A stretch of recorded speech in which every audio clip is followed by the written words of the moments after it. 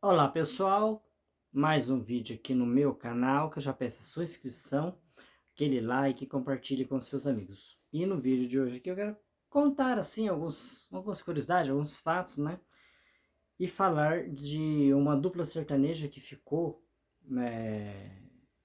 que eu fiquei devendo nos vídeos anteriores, e de um locutor que eu considero que foi o mais importante, é, um dos mais importantes, né, do sertanejo, se não do rádio brasileiro também. Então, eu estou me referindo a Zé Bétio. Zé Bétio nasceu numa cidade do interior de São Paulo chamada Promissão. Eu não tenho muita informação sobre a cidade, eu não pesquisei tanto, mas muito jovem ele foi para São Paulo, trabalhou em diversos trabalhos, em diversas áreas, né? Até que um dia por acaso ele foi cobrir a folga, na verdade a ausência, né? Não sei bem os motivos, eu acho que de saúde, de um radialista que faltou, e perceberam que ele tinha jeito para coisa, ele trabalhou numa rádio pequena, até que ele foi para Record, onde ele fez a boa parte da sua carreira, e depois ele trabalhou também na Rádio Capital. Na Rádio Record, eu acho que também na capital, foi onde ele fez o maior sucesso. O Zé Bétio, ele é pai de Homero Bétio, né? Homero Bétio, que é um grande produtor musical, que está fora da área, não trabalha mais, né, nessa área. E ele tem dois irmãos, que também são de conhecimento, que eram de conhecimento do público. O Oswaldo Betil, né, que ele, diferentemente do irmão José Bétio, ele usava essa nomenclatura, Oswaldo Betil, e o Arlindo Bétio, né? O Oswaldo Betil também era radialista como ele, trabalhava na mesma rádio, né? E ele fazia um horário, assim, digamos, menos favorável. Se eu não me engano, ele trabalhava das 4 às 5 da manhã e a partir das 22 à meia-noite, ou das 22 às 23 horas apenas. Enquanto o Zebete fazia das 5 da manhã, das 5 às 7 da manhã, e das 18 às 19 horas. Ele tinha um público mais amplo, né? Sim, também tinha mais talento, brincava mais e tal. Os programas dele é facilmente encontrado no YouTube, se alguém procurar lá Zebete, lá vai ter os programas dele completo, né? Na Rádio Record, na Rádio Capital. E o interessante é que o Zebete, ele não tinha audiência só no Brasil, ele tinha audiência fora do Brasil. Porque aqui vai essas curiosidades. O rádio AM, que praticamente está em extinção, né? Quase que não existe mais, ele tem um alcance muito maior quando cai a noite, quando refresca a atmosfera. Isso é física, eu não manjo nada, então não sei explicar para vocês. Mas as ondas do rádio AM, por ela ser uma onda mais curta, é isso que me explicaram, né? Um técnico aí me explicou, mas claro, não ia entender. Por ela ser mais curta e tal, ela tinha um longo alcance maior à noite. Mas não é somente isso, porque tinha as ondas médias, né? Que a gente fala, ela é mais curta se comparada com a do FM. As ondas médias, né? Que tinha um som um pouco melhor, mas era bem ruim comparado com o FM hoje, né? Com a internet, com o som de internet que a gente tem, o digital. E tinha o ondas curtas, que era um pouco pior. Então era bem ruim, vamos ser sinceros. Mas tinha alcance mundial, né? Você tinha alcance mundial. Até é feito de curiosidade, a Philco, acho que a Philco, existe até hoje a Philco, ela tinha um rádio que foi muito famoso, era caro, né? Um aparelho de rádio, chamado Transglobe, né? É uma relíquia hoje, né? Para colecionador. Custa caro para quem... E custava caro na época também. E Transglobe, que ele era um rádio de muitas faixas, né? Tinha ele com FM e sem FM. E esse rádio ele tinha a capacidade de sintonizar rádios internacionais. Eu lembro que minha mãe tinha um radinho pequeno, bem portátil. Essa marca é interessante, chamava Vansat. Esse é mais relíquia do que o Transglobe, se existir. E esse rádio pegava rádios internacionais. Então eu ouvia rádio sem entender nada, eu ouvia rádios internacionais. E dava para ouvir as rádios das capitais durante a noite. Durante o dia, elas não, o som não chegava. Então o Zebetio, ele foi um fenômeno. Para vocês terem uma ideia, 25% da população apontam pesquisas, né, da época de que ele era a audiência que ele tinha na época. 25%, um quarto da população brasileira, né? Eu não sei, mas se alguma emissora de televisão conseguiu em algum programa, talvez a Globo, naquelas novelas que paravam as ruas, aí, que as novelas, né, que chamavam atenção, talvez teve essa audiência.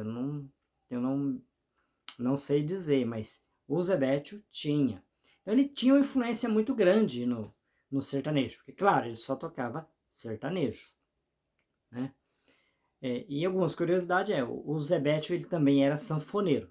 Aí dizem, né, consta, eu não sei se isso é verdade, que ele tocava muito bem sanfona, mas na hora de gravar o disco, quem tocava mesmo era o Meirinho, da dupla Roberto e Meirinho, que eu já mencionei em outro vídeo, né? A dupla Roberto e Meirinho. E o Arlindo Betio, sim, esse era um sanfoneiro muito, né, bem conceituado. E por falar em sanfoneiro aqui, eu quero deixar aqui também mais uma curiosidade para os jovens, que é o seguinte. Esses long play, que agora voltou à moda, né? Esses, a gente chama de bolachão, né? Aqueles de 12 faixas, né? 6 músicas de um lado e 6 músicas de outro. Eles eram gravados com toque de sanfona, né? Só o som da sanfona. Tinha acompanhamento de violão também e tal. E isso vendia bastante, porque era para fazer bailes, né? Porque se tinha dificuldade, especialmente na roça, de se contratar um sanfoneiro mesmo, né? Um profissional. E então se fazia baile com esses discos. Outra curiosidade é que em Aparecida, né? Conhecida popularmente como Aparecida do Norte, onde é a terra da padroeira, né? Da Nossa Senhora Aparecida.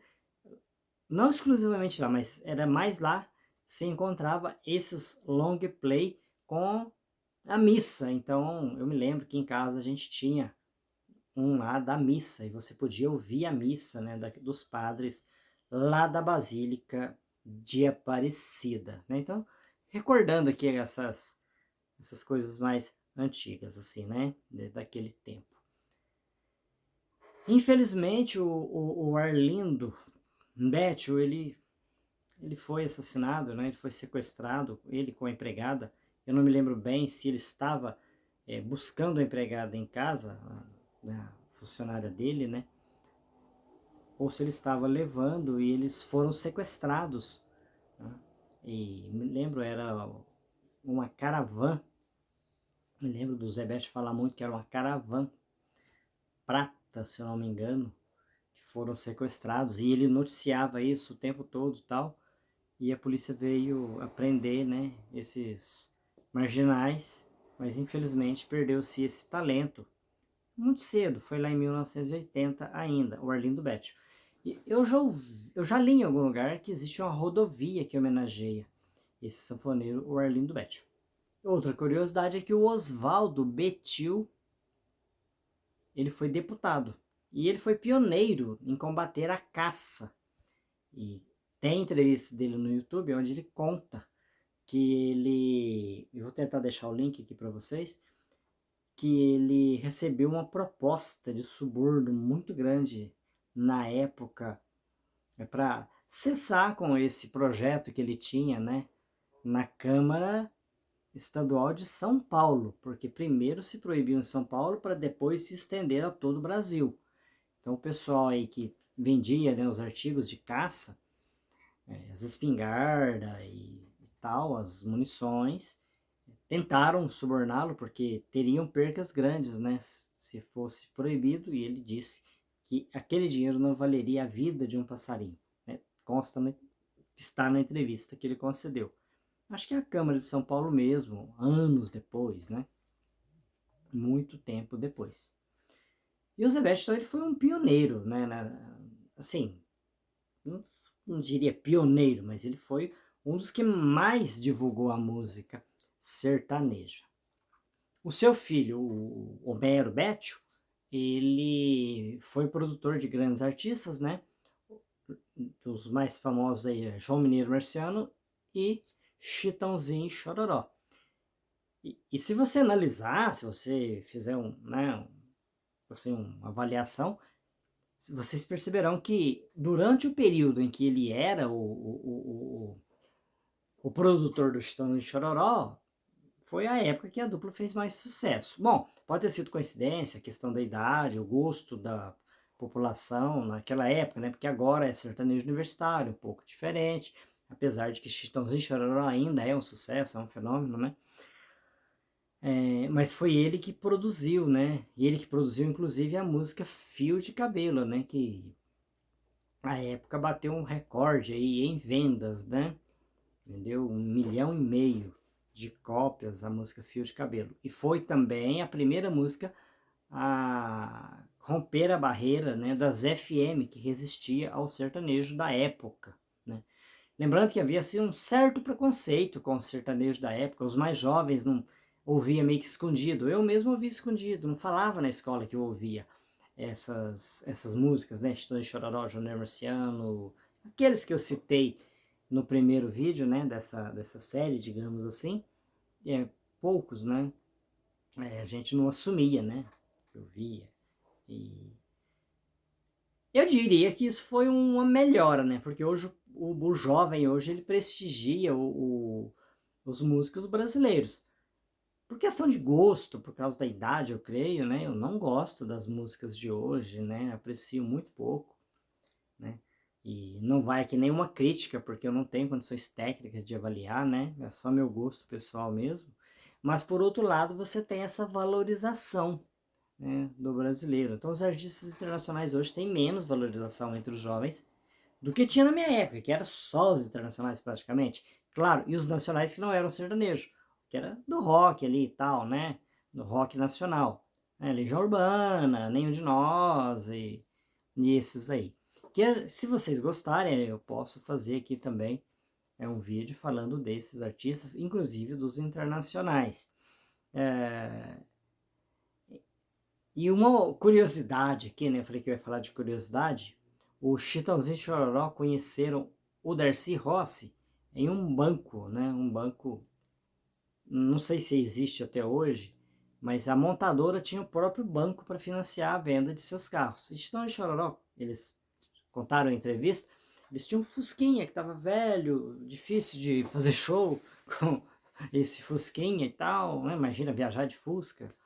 E eles foram comprar um Opala e não tinha dinheiro para pagar à vista. Então eles precisariam de um financiamento e Darcy Rossi trabalhava nesse banco e eles se conheceram e contaram, claro, se identificaram quem era e tal. E o Darcy Rossi disse, ó, eu tenho poesias, será que não pode transformar em música? E conversaram lá e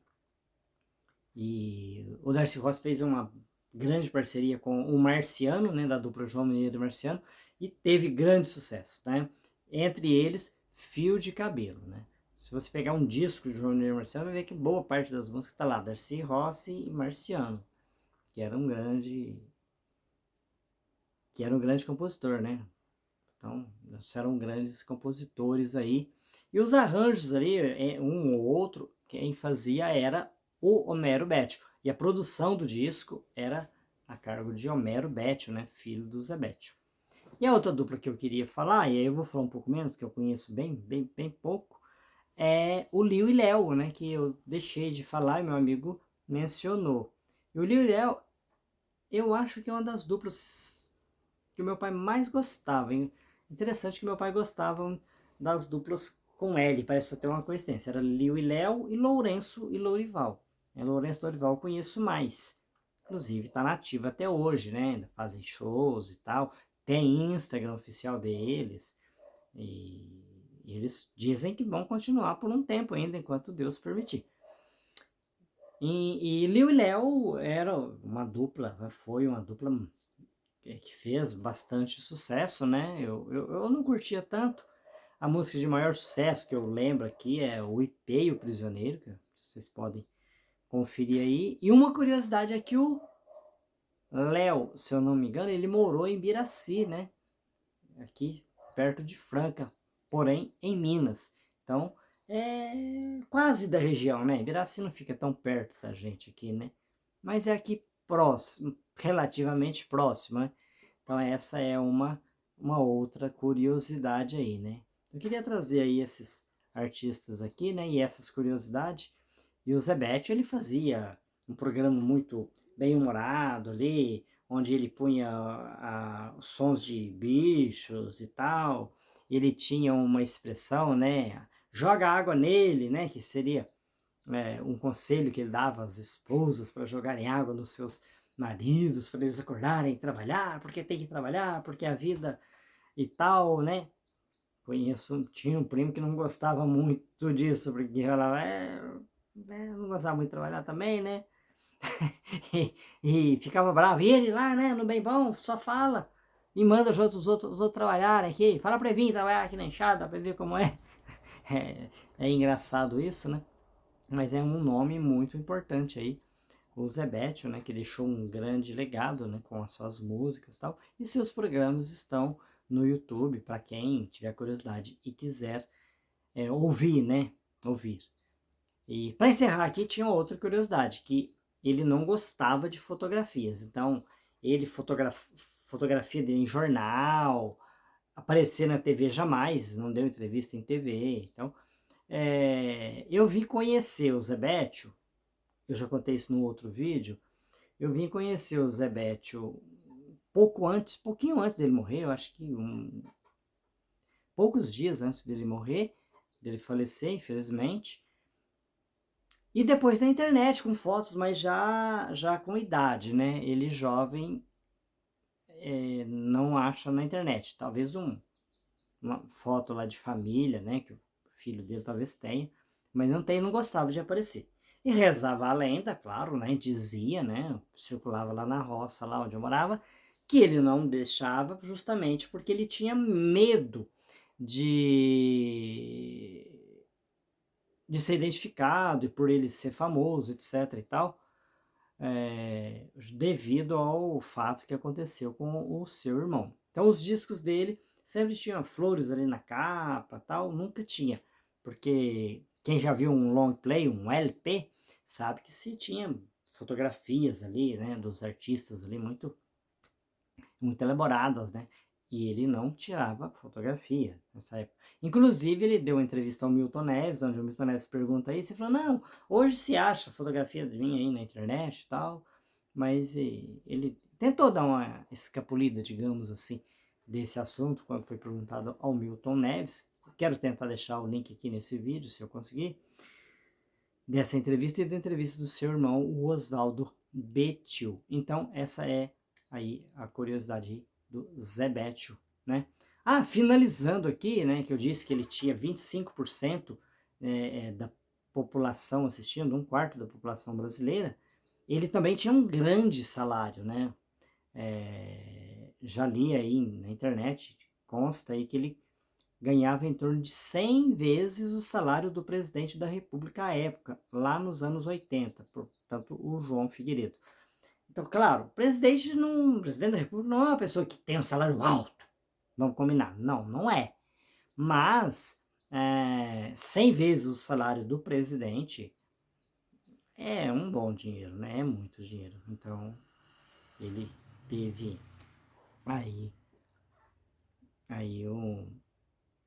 digamos assim, um bom ganho financeiro. Ele era, né, digamos, diretor da rádio e tal, então ele tinha, assim, esse salário. Ok? Se vocês quiserem mais curiosidade, um artista e tal, se vocês quiserem que eu pesquise, muitos eu sei até de cabeça, vocês podem, né, assim, é só na cuca aqui mesmo, mas vocês podem pedir aí que eu comento, ok? Forte abraço a todos e até o próximo vídeo. Tchau, tchau.